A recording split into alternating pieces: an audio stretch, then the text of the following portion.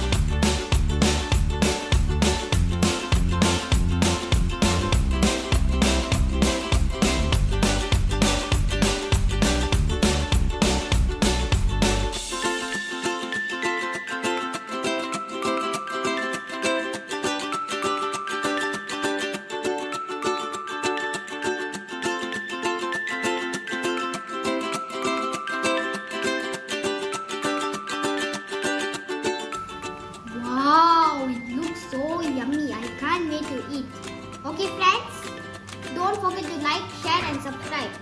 If you like this video, please click like and share. If you want more videos, subscribe to my channel. Wait for more ideas. Bye.